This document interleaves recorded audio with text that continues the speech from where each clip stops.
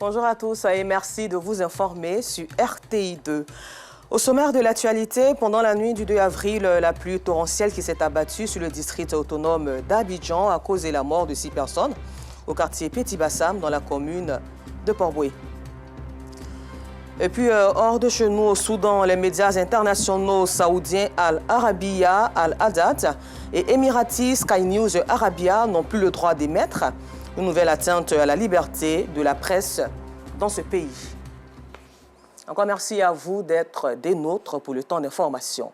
En société, dans la nuit du 2 au 3 avril 2024, un des quartiers du village de Petit Bassam, dans la commune de Port-Boué, a été frappé par un incendie suite à la pluie torrentielle qui a conduit à 6 pertes sans vue humaine. Le constat de Stéphane Asson et Clément Boko. En sortant, je suis sortie avec mes 2 jumelles.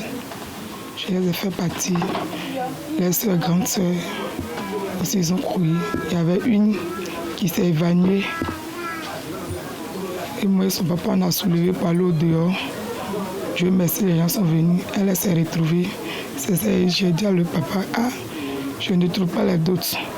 Retourne-toi pour aller voir si tu peux les voir dans la maison. Jusqu'elle va arriver, le mal est déjà fait. Mes 2 filles sont décédées. En plus de 2 enfants de Dame Kassavi, 4 autres personnes ont perdu la vie dans cet incendie au quartier Petit Bassam de la commune de Port-Boué. Une centaine de ménages sont partis en fumée. Témoin oculaire, ce notable de la chefferie du village Petit Bassam nous rapporte les faits. Nous étions tous hier dans nos différentes maisons, sur le point certainement de nous coucher, lorsque des cris ont retenti de partout pour nous dire qu'il y avait un incendie. Et donc nous avons juste accouru sur les lieux pour donc constater les faits et voir dans quelle mesure solliciter rapidement les sapeurs-pompiers pour venir donc éteindre le feu. Malheureusement, arrivé sur le lieu, nous avons pu constater qu'il n'y avait même pas de passage pour que les engins des sapeurs-pompiers puissent venir sur le site et très rapidement arrêter le feu qui était en train d'avancer de manière à faire assez de dommages. Sur place, les responsables de la compagnie ivoirienne d'électricité CIE du secteur donnent la cause de l'incendie. Une foudre est descendue sur les maisons en bois qui étaient en dessous des lignes haute tension Bia Sud 1, Vridi et Bia Sud 2, Vridi. Et avec le fort vent qui est survenu hier, les tôles sont rentrées en contact avec nos conducteurs et donc ça les a rompus. Et c'est ainsi que toutes les équipes ont été mobilisées depuis ce matin. Les populations sinistrées lancent un appel aux autorités. Toutes nos affaires restées, marchandises, tout est resté dans papier, passeport, on a tout perdu. On n'a plus rien, on a resté au dehors ici, on n'a plus rien. On ne sait plus où on est parti. Donc si l'État peut nous aider. Ce que moi je demande là, c'est le soutien du gouvernement. Nous, ce n'est pas parce qu'on a envie de vivre ici, mais c'est parce que là, les moyens ne nous permettent pas. Actuellement là, bon, tu as touché un salaire de 65 000 ou bien 60 000. Tu vas payer maison comment? Tu vas manger comment? Un appel entendu par la ministre de la Solidarité et de la Pauvreté, Belmonde Dogo, présente sur le lieu du drame. Ce qui sera fait, c'est ce qui est fait lorsque nous faisons face à un sinistre. Le soutien du gouvernement se fera. Aujourd'hui, nous sommes venus, comme on le dit en Afrique, dans l'urgence. La mauvaise nouvelle nous est parvenue. Nous avons accouru pour constater de nous-mêmes le drame. Nous avons salué la dame qui a perdu ses 2 enfants, le monsieur qui a perdu ses 2 enfants. Nous revenons pour apporter l'assistance du gouvernement, mais nous avons profité pour demander au maire de prendre ses responsabilités. Vivre sous les câbles électriques à haute tension est un danger permanent. À preuve, cet événement tragique qui a coûté la vie à au moins 6 personnes, une situation qui devrait interpeller plus d'un. Et toujours en société, depuis ce 2 avril 2024, un communiqué émanant du district autonome d'Abidjan interdit formellement le commerce ambulant sur les grandes artères, la mendicité sous toutes ses formes et l'usage des charrettes, à bras appelés communément wotro ou pousse-pousse. Quand bien même que ces dispositions visant à assainir le cadre de vie des populations sur l'étendue du territoire du district autonome d'Abidjan est diversement appréciée, Des personnes qui vivent de ces activités, elles, s'inquiètent. Clément Boko et Enza Traoré sont donc allés à Yopougon pour savoir ce que deviennent les charretiers après cette mesure d'interdiction de leur activité. Yopougon-Siporex. À ce carrefour transitent des milliers de visiteurs à chaque heure de la journée. Un lieu idéal pour les vendeurs ambulants, les mendiants et aussi les pousseurs de charrettes à bras. Ceux-là même qui ne sont plus autorisés à exercer librement depuis ce 2 avril 2024. Ici, ils sont plus de 3000 charretiers qui sillonnent les artères, rues et ruelles de la commune pour rendre de loyaux services à la population, moyennant rémunération. Pour une frange de la population, cette mesure est salutaire. C'est le temps de Dieu qui est arrivé.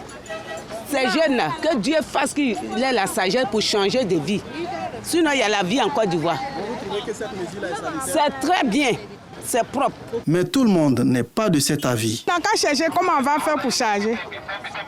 Sinon, nous qui n'avons pas pied là, on fait comment? Ah, c'est brouette là qui est nous nos pieds. Ah. Il n'y a même pas route pour que la voiture même passe. Sans brouette, on ne peut rien faire. Tout ce qu'on prend, c'est brouette. Donc vraiment, pour arrêter la brouette, on n'est pas d'accord. On n'est même pas d'accord. Il n'est qu'à revoir, on n'est pas d'accord. On l'aime bien, mais il n'est qu'à revoir. Henri et Nestor exercent l'activité de pousseurs de brouettes depuis une dizaine d'années. Ils appartiennent au collectif des pousseurs de brouettes de Côte d'Ivoire qui revendique plus de 3000 membres. Ils sont aujourd'hui inquiets face à l'avenir. Les saisons, on peut sortir à 12 000, 15 000.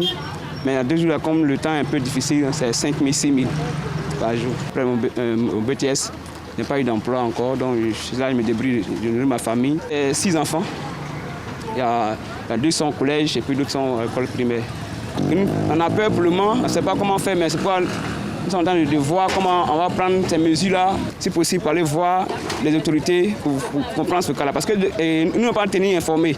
Ils sont levés comme ça un coup pour parler de ça. Sinon, ce n'est pas normal. Pour un pays qui veut se développer, on a besoin des moyens modernes, voilà, pour perfectionner certaines choses. Plein de nos amis, ils sont passés par ici. Des policiers, des gendarmes, c'est pas ici, par la chance. Ils ont eu leur diplôme. Mon métier que je voulais, c'est d'être infirmier. J'ai passé plusieurs fois. Aujourd'hui, mon âge ne me permet pas. Si l'activité de charretier est un tremplin pour atteindre des objectifs de vie, il n'en demeure pas moins que le métier nourrit son homme. Les charretiers, eux, devront à court terme se trouver un autre point de chute pour subvenir à leurs besoins. Au chapitre éducation, un peu plus loin du district autonome d'Abidjan, la sous-préfecture de Ouragayo a abrité la pose de la première pierre d'une école primaire, un don de la coopérative SOCAP COPS APS en collaboration avec le conseil Café Cacao de la région du Go. Témoin de cet acte, Guy-Michel Ablé. La sous-préfecture de Ouragayo a abrité la pose de la première pierre d'une école primaire pour les 3 campements Moïkro, Sarakakro et Somlakro. Un don de la coopérative Sokak Kopsa en collaboration avec le conseil du café cacao de la région du Go. Les habitants des 3 villages où population Malinké, Sénoufo et Bété vivent en parfaite harmonie se sont réjouis de ce don. En plus de l'école, la coopérative a offert un projecteur solaire pour éclairer la cour afin de permettre aux élèves d'étudier dans de très bonnes conditions. Lors de la cérémonie, les populations ont émis quelques doléances aux autorités présentes. Entre autres, les problèmes de réseau électrique, de routes, d'eau potable et de centres de santé. Eni Malik, président de la coopérative donatrice, a réitéré sa joie de contribuer au développement de la sous-préfecture de Ouragayo. Une joie exprimée aussi par le représentant du conseil du café cacao, M. Abdoulaye Zabré. Et puis retour à Abidjan où dans leur quête de connaissances nouvelles afin de mieux appréhender le monde professionnel, chefs de projet, responsables d'entreprises et leaders d'associations ont récemment pris part à Focus Innove, un atelier de formation initié par Focus RH dans la commune du Plateau. Objectif, présenter les OKR, objectifs et résultats clés comme modèle de management. Justin Kwasi et Clément Boko y ont participé. Le monde professionnel connaît une perpétuelle évolution. Pour maîtriser l'art du management, responsables d'entreprises, chefs de projet et leaders d'associations prennent part à Focus Innove, une masterclass sur les OKR, Objective and Case Results, ou Objectifs et résultats clés. Une masterclass Un nouveau système de management, une initiative de Focus RH, une structure de formation professionnelle. L'innovation que nous apportons, c'est nous ne sommes plus centrés sur les outils à apporter, nous sommes centrés sur quel est le changement de comportement attendu pour impacter durablement les résultats. Pour réellement être disruptif et innover et donner de la motivation aux collaborateurs pour qu'ils se donnent à fond, c'est leur ouvrir les vannes et leur dire, écoutez, voici le rêve, rêvez avec nous. Qu'est-ce que vous pouvez faire pour contribuer à ce rêve? Les OKR dont vont venir être ce cadre-là d'échange entre les managers et les collaborateurs qui vendent un rêve et qui appellent simplement les collaborateurs à y adhérer, chacun en donnant le maximum de son potentiel. Les OKR, objectifs et résultats clés, est un jeu de cartes dynamique et interactif conçu pour les professionnels désireux de maîtriser l'art du management. Cette formation est bénéfique pour les participants. Si ces personnes-là même qui font le travail ne sont pas aptes à répondre de manière efficace aux besoins, du coup, c'est l'entreprise en elle-même qui prend, on pourra dire, les pots cassés.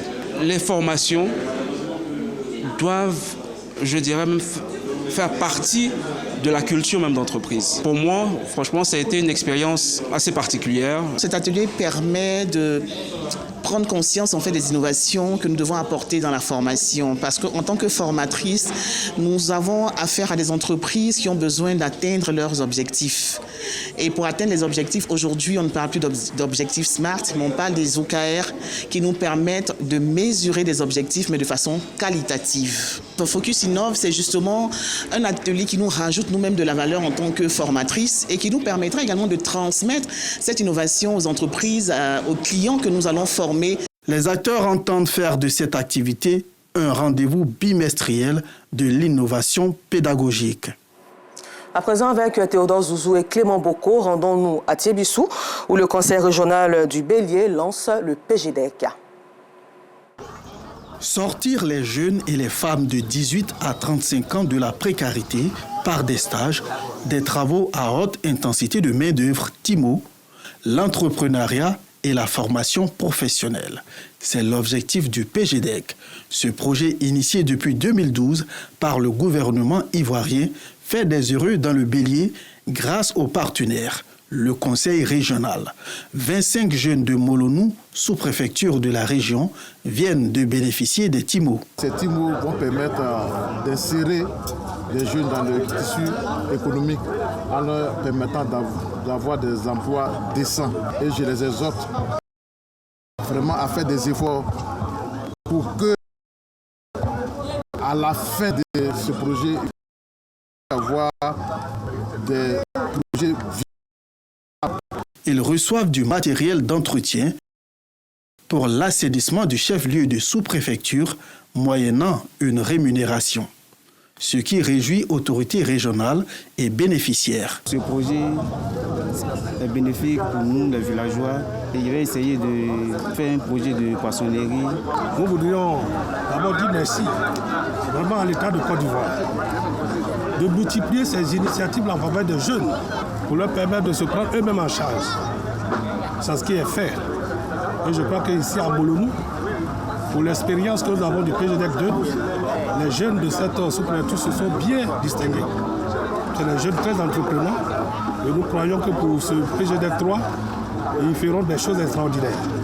Nous comptons sur eux et nous voulons vraiment leur demander de se mettre à fond pour réussir ce projet afin de permettre à la région de Bélier de pouvoir être toujours bénéficiaire de telles initiatives.